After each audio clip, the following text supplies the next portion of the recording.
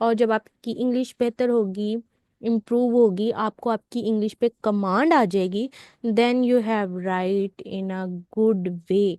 और जब आप अच्छे तरीके से लिखेंगे तो आपकी उसमें मिस्टेक्स भी बहुत कम होंगी, बहुत कम क्या, इंशाल्लाह से मिस्टेक्स आपकी कोई भी नहीं होगी। जब आप अच्छा लिखेंगे, आपके राइटिंग के पैराग्राफ्स अच्छे बनेंगे। जब अब आपके पैराग्राफ्स अच्छे बनेंगे, तब आपके पास आपके पैराग्राफ्स में कोहेरेंस आएगी। जब नंबर ऑफ कोहेरेंस आपके ऐसे में आ जाए, देन आप इंशाल्लाह से क्वालिफाई कर जाएंगे, आप अपने ऐसे को पास कर जाएंगे। और वन पेपर का जिक्र मैंने इस वजह से किया क्योंकि गवर्नमेंट ने रिसेंटली डिस्क्रिप्टिव ऐसे को जो है वन पेपर में ऐड कर दिया है। आप किसी भी पोस्ट के लिए अप्लाई करेंगे, वहाँ पे सबसे पहले आपको एमसीक्यूज में पासिंग मार्क्स लेने हैं, 40 ले सकते हैं, 40 से अबव ले सकते हैं। देन उसके बाद आपको जो है डिस्क्रिप्टिव ऐसे देना है, वहाँ पे आपको पासिंग मार्क्स लेने हैं, या पासिंग मार्क्स से अबव भी आप ले सकते हैं। और फिर उन दोनों के मार्क्स को आपका कंपैरिजन करके फिर आपको इंटरव्यू के लिए बुलाया जाएगा। देखेंगे कि भाई किसके इन मार्क्स जो हैं सबसे ज़्यादा हाईएस्ट हैं, जिसने एमसीक्यूज में और ऐसे में कंबाइन करके आपके मार्क्स, फिर आपको इंटरव्यू के लिए बुलाया जाएगा। क्योंकि सीएसएस और पीएमएस जो है वो ये किस्मत का खेल बिल्कुल भी नहीं है। ये अज़म, मेहनत और सही हिकमत की पहचान है।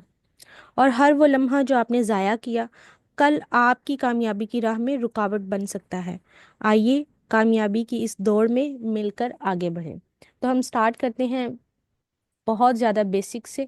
और मैंने ज़्यादा बेसिक्स इसलिए चूज़ की है क्योंकि मैंने सीएसएस एस्पिरेंट्स के एसेस देखे हैं, जिनमें मेजर मिस्टेक्स तो हैं ही, उनको तो ठीक हमने करना ही है, बट उनके पास, उनको पता ही नहीं है कि हमने दिस डैट दीज दोज छोटी छोटी जो चीज़ें हैं वो हमने किस तरीके से यूज़ करनी है। उनको कैपिटलाइजेशन का नहीं पता कि भाई हमने कैपिटलाइजेशन जो है वो कहाँ कहाँ यूज़ करनी है, कहाँ कहाँ यूज़ नहीं करनी। कॉमास की मिस्टेक्स है, पंचुएशंस की मिस्टेक्स है, जो कि नहीं होनी चाहिए। और इंशाल्लाह ताला हमारी इस नंबर ऑफ सीरीज में आप इतने काबिल हो जाएंगे कि आप अपना एक अच्छा ऐसे लिख कर उसको पास कर सकेंगे। आइए हम स्टार्ट करते हैं। सबसे पहले है यूज ऑफ दिस, फिर हम पढ़ेंगे use of that, use of these, use of those, was को पढ़ेंगे, और देन उसके बाद वर को, और लास्ट में हम इट को पढ़ेंगे। ठीक है। सबसे पहले यूज ऑफ दिस आ जाता है। सबको पता है दिस मीन ये, लेकिन इसकी ट्रांसलेशन क्या होगी? हमने इसको यूज किस तरीके से करना है?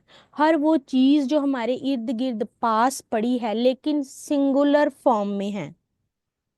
ठीक है, हर वो चीज जो हमारे पास पड़ी है लेकिन सिंगुलर फॉर्म में है, तो हम उसके लिए दिस यूज करेंगे। लेकिन हर वो चीज जो प्लूरल फॉर्म में है और हमारे पास पड़ी है, उसके लिए हम यूज करेंगे दीज।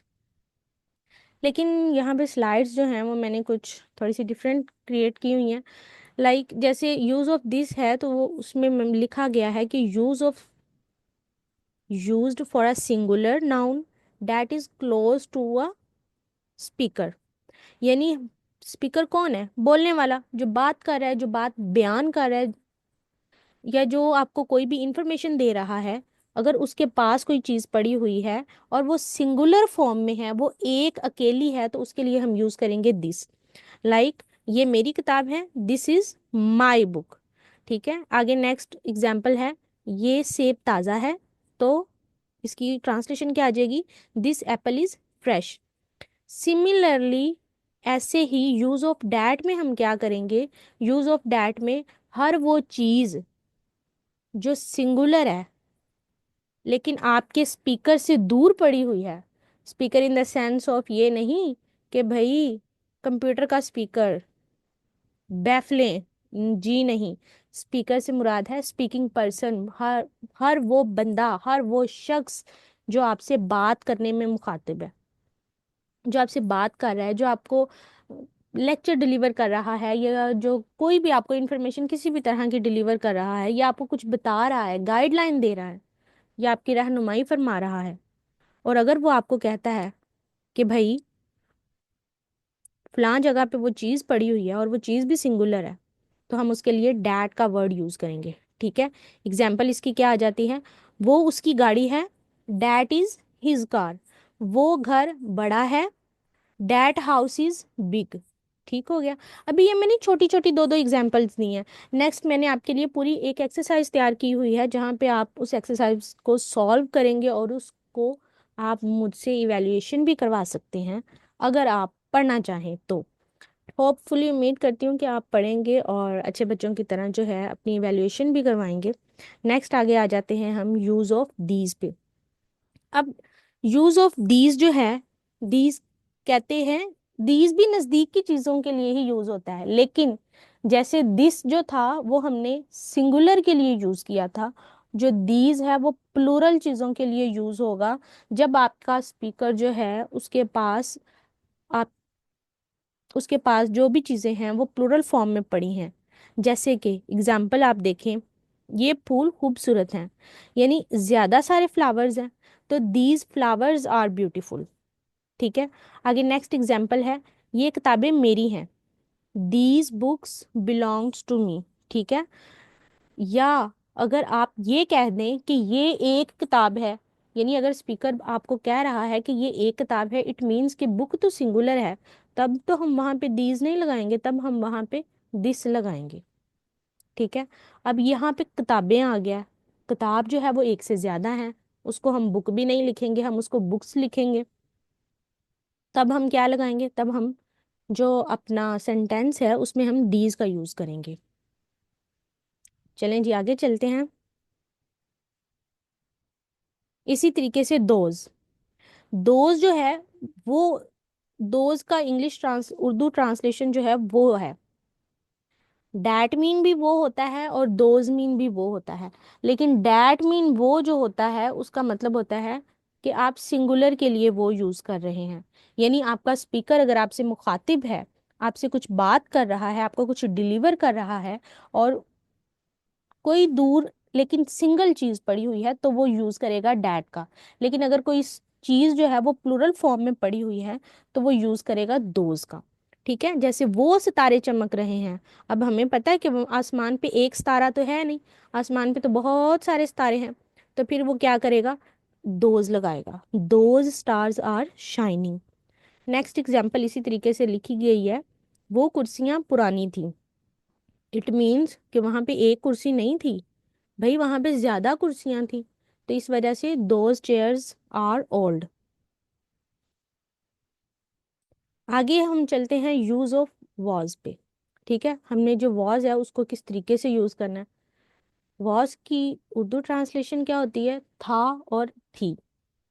आपको सेंटेंस में कहीं पे भी था और थी नजर आ जाए, आपने क्या कर देना है, सिंपली आपने वहां पे वॉज यूज करना है। कई स्टूडेंट्स ऐसे करते हैं, थी जहाँ पे आ जाता है वहां पे वर यूज कर देते हैं, और जहाँ था लगा होता है वहां पे वाज यूज कर देते हैं, जो कि बहुत ही गलत है। हमने क्या करना है, हमने वाज की ट्रांसलेशन सबसे पहले याद करनी है। वाज की ट्रांसलेशन होती है था और थी। जैसे वो खुश थी, शी वॉज हैप्पी, वो खुश था, ही वॉज हैप्पी। ठीक हो गया। कल बारिश हो रही थी, yesterday it was raining. Simple. ठीक हो गया। इसी तरीके से जो वर है, ये भी था थी के लिए यूज हो, बिल्कुल भी नहीं होते। वर जो है था थी के लिए यूज बिल्कुल भी नहीं होता। ये किसके लिए यूज होता है, ये थे और थी के लिए यूज होता है, लेकिन बात आपकी पास्ट में होनी चाहिए। जैसे वो फुटबॉल खेल रहे थे, इट मीन्स ये प्लूरल भी आ जाता है यहाँ पे, आपके पास यहाँ पे प्लूरल का भी कॉन्सेप्ट होना चाहिए, और वॉज में जो है आपके पास सिंगुलर का कॉन्सेप्ट होना चाहिए। जैसे एग्जाम्पल्स को अगर हम देखें तो वो कहता है कि वो फुटबॉल खेल रहे थे, they were playing a football, sorry they were playing a football. तुम देर से आए थे, यू वर लेट। ठीक है। आगे नेक्स्ट चलते हैं, इट किसी चीज, जानवर या गैर जानदार के लिए हम जो है ये लगाते हैं। ठीक है। आप इसको दिस की जगह पे भी लगा सकते हैं। जैसे कि एग्जाम्पल में आप देखें, दिन है ये खूबसूरत, सॉरी ये खूबसूरत दिन है, यहाँ जरा उर्दू की ट्रांसलेशन थोड़ी गड़बड़ हुई हुई है, तो आपने क्या करना है, ये खूबसूरत दिन है, तो इसकी इंग्लिश ट्रांसलेशन क्या हो जाएगी? इसकी इंग्लिश ट्रांसलेशन होगी this is a beautiful day. ये एक बिल्ली थी, ठीक है। It was a cat.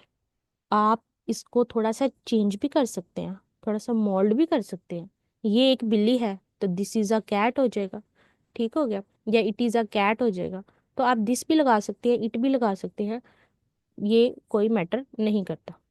Next आ जाते हैं हम आपकी एक्सरसाइज की तरफ, ठीक है। ये मैंने एक्सरसाइज के कुछ सेंटेंसेस लिखे हैं। यूज ऑफ दिस है, दिस के ये 10 सेंटेंसेस हैं, जुमले हैं। इनको आप वीडियो को यहाँ पे पॉज कीजिए और इनको लिखिए। उसके बाद इसकी ट्रांसलेशन करें इंग्लिश में। नेक्स्ट आ जाते हैं, ये यूज ऑफ डैट है। ये यूज ऑफ डैट के 10 सेंटेंसेस हैं, इनको कीजिए। आगे यूज ऑफ दीज है, दीज के ये 5 सेंटेंसेस हैं। नेक्स्ट भी हैं, वो भी मैं आपको आपके साथ शेयर करती हूँ। वो ये रहे। आगे यूज ऑफ दोज है, ये 10 सेंटेंसेस हैं उसके, इनको राइट कीजिए। देन उसके बाद यूज ऑफ वॉज है, इसके 10 सेंटेंसेस हैं, इनको राइट कीजिए। इसकी ट्रांसलेशन करें फिर बैठ के। यूज ऑफ वॉज है, सॉरी वर है, इसके 10 सेंटेंसेस हैं ये। उसके बाद हमारे पास यूज ऑफ इट आ गया, ये 10 सेंटेंसेस हैं। आप इनकी वैल्यूएशन, सॉरी वैल्यूएशन कह रही हूँ, आप इनकी ट्रांसलेशन करें और ट्रांसलेशन करके आप मुझे चेक करवा सकते हैं, आप इवेल्युएट करवा सकते हैं। पीडीएफ बना के आप मुझे इस नंबर पे शेयर करें और मैं जो है आपकी ये सारी ट्रांसलेशन आपकी चेक कर दूँगी, ठीक है। आज के लिए इतना ही, कल इंशाल्लाह नेक्स्ट वीडियो के साथ आपके साथ हाजिर होंगे। तब तक मुझे दीजिए इजाज़त। अल्लाह हाफिज़।